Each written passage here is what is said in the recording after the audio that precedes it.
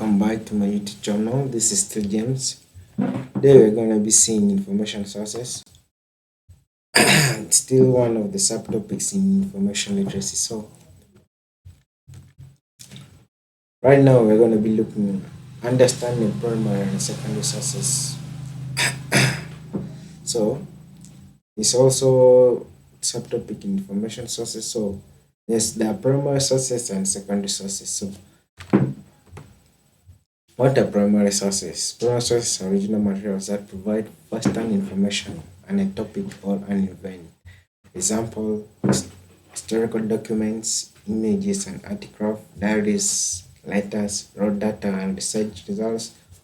Like when you're on the way, then some accident happens, you'll be the first. People will be there, but you'll witness the scene, and that scene is like the primary source. When the police comes, they'll be asking you what happened. You now be explaining to them. That's explanation now.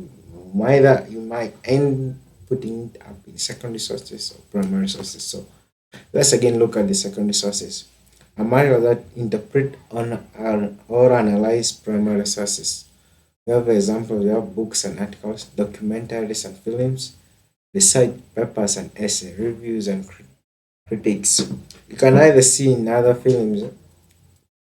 Films will be like the story of Idi Amin. Most of the people did not experience what Idi Amin did, so they normally watch and say that this president is bad and the right. So now that one is not a secondary source of information that you have got there.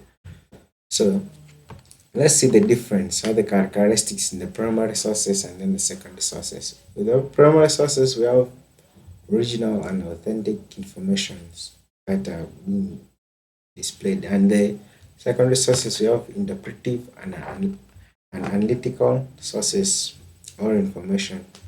We have unedited and raw information. This one is edited now and is refined for you now to understand or interpret it easier, so more easy, in easy way. So we have also, it's limited in scope and perspective.